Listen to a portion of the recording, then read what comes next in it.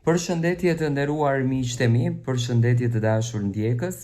Në fakt unë jam shumë i lumtur dhe gjithmonë kam qenë koherent në atë që unë e kam thënë. Do të flasim për çiftin më të komentuar të kohës, Egli dhe Gjesti, çifti që në fakt po then rekorde, shikueshmërie, klikime, pikpyetje se si qëndron marrëdhënia e tyre. Në Kanape, një ndër emisionet më të shikuara në Kosovë, këtë të premte të fundit të këtij emisionit, e ftuar ishte Egli Tako, e cila për herë të parë, ndryshe nga emisionet e tjera, nga edicionet e tjera të këtyre reality show apo emisioneve ekskluzive, sot foli për gjithçka.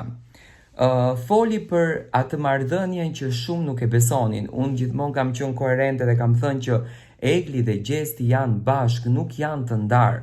Ato kanë vazhduar një marrëdhënie dhe mënyra se si e dha përgjigjen Egli që tha ju e dini se çfarë ka thënë Gjesti, ju e dini se si është prej Gjesti dhe ai dëshiron që ne privatësinë ta ruajmë, privatësia është në rregull.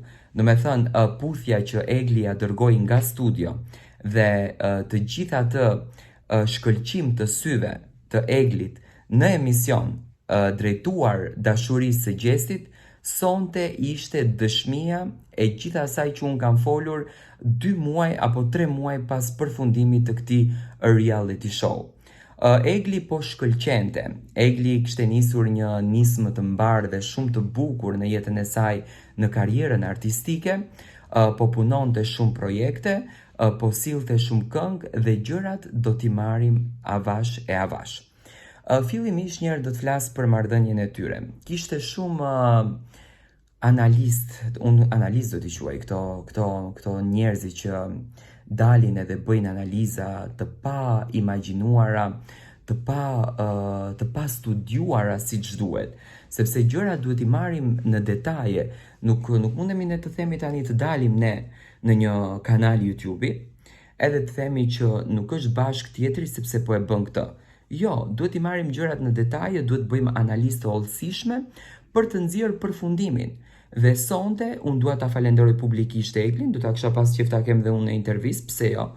Do me thënë, sonte Egli ka vënë kapakun mbi atë tenxherën që po deri dhe vetëm ujë.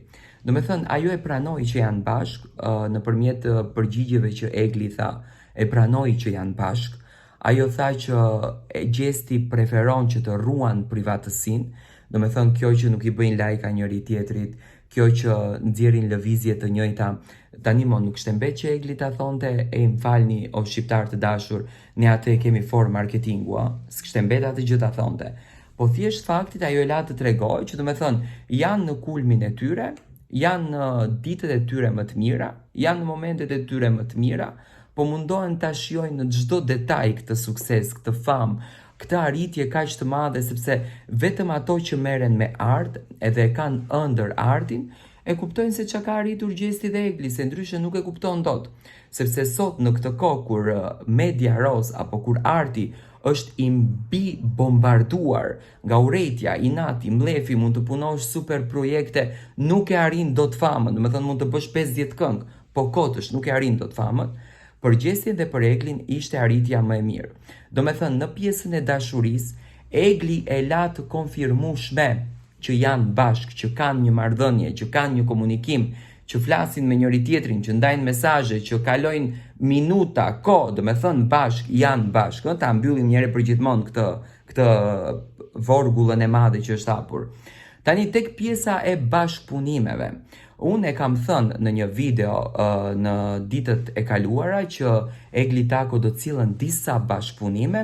E para do të jetë me Lumi B, do të thënë një këngëtar i mrekullueshëm nga Kosova, më pas do të jetë me Getuar Selimin dhe Lumi B, do të thënë është e ftuar në këtë bashkëpunim, do të thënë Geti e ka ftuar, por duhet kuptuar që Geti është një mik i besueshëm i SBS-it dhe gjithmonë kur Jetmir Agaj, menaxheri i SBS-it, e fton Getuar Selimin si në bashkëpunimin me Luizin apo në përbashkëpunime të tjera, Getuar Selimi është gjithmonë i hapur të bashkëpunojë me artistë të cilët vërtet kanë korrur sukses, në këtë rast Egli.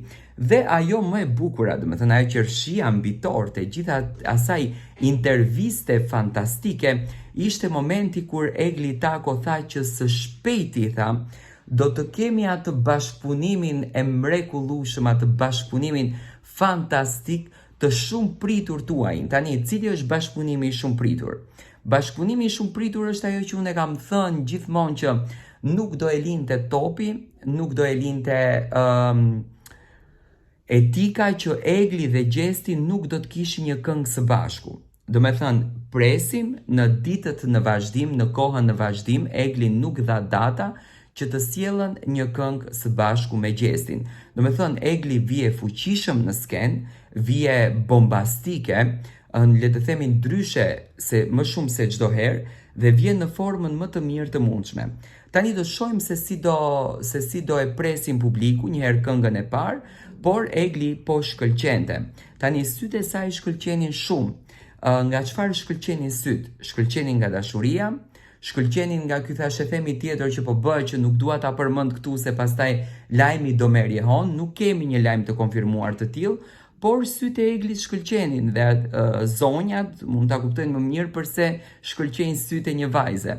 Por Egli ishte shumë më mirë nga të gjitha intervistat që ka qenë, ishte më në formë, ishte e lumtur, ndjehej më e plotësuar shpirtërisht, ndjehej e realizuar, më pëlqeu mënyra se si Egli i dha përgjigjet, më pëlqeu dhe se si foli për bashkëpunimet e mëhershme, do me thënë në atë kulturën shumë profesionale që realisht ne duam ta ndëgjojmë nga artistët shqiptar, sepse në fund të ditës ne nuk duam të dëgjojmë mlefe, urrejtje apo inate nga artistët, por duam të dëgjojmë dashuri, duam të dëgjojmë pozitivitet, energji të mirë dhe realisht këtë gjë unë e gjeta tek Egli, ishte shumë e bukur teksa po e dëgjoja intervistën dhe në fakt me shumë kënaqësi, me shumë energji të mirë unë e kam komentuar këtë gjë, sepse mua personalisht më fali shumë ëmbëlsi Egli. Unë ju uroj Egli gjitha të mirat, ju uroj jetë të bukur me Gjestin, unë kam luftuar gjithmonë t'i shoh bashkë ato të dy për dashurinë e tyre.